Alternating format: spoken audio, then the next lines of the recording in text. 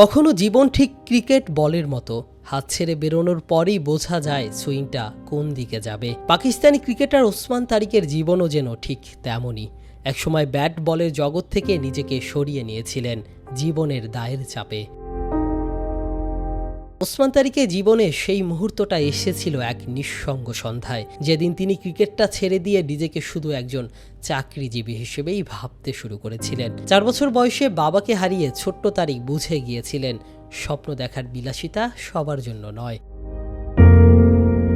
Cricket ছেড়ে কাজের খোঁজে দুবাই পাড়ি দিয়েছিলেন। নিয়মিত অফিসে যাতায়াত করছিলেন, সবকিছুই চলছিল তার নিয়ম মতো। কিন্তু 2016 সালে দেখা MS Dhoni the untold story যেন তার ভেতরে হারিয়ে যাওয়া সেই ক্রিকেটারকে কাঁধে হাতে রেখে বলছিল, এখনো দেরি হয়নি ওসমান। রেলওয়ে চাকরি করা MS ধোনির লড়াই অবহেলা পেরিয়ে নেতৃত্বে পৌঁছানোর গল্পে তারিক নিজের প্রতিচ্ছবি খুঁজে পেয়েছিলেন। সেদিনই তিনি সিদ্ধান্ত নেন আর পালাবেন না।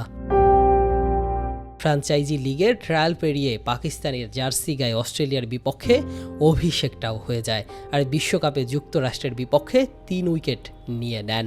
বিশ্বকাপে ভারতের বিপক্ষে প্রায় শত্রু ভরা গ্যালারিতে তারিকের শান্ত মুখটা আসলেই সেই সিনেমারই আরেক দৃশ্য। সূর্যকুমার যাদবের উইকেট নেওয়ার পর তার সংযত উদযাপনই বলে দেয় মানুষটা খ্যাতির জন্য নয়, নিজের গল্পটা গল্পর মতো করেই শেষ করতে এসেছেন। ধোনির সেই সিনেমা যেমন এক ছেলেকে বিশ্বাস করতে শিখিয়েছিল, ওসমান তারিক তেমনই প্রমাণ করেছেন স্বপ্ন কখনো অবসর নেয় না। Asiful Hasan, DS sports.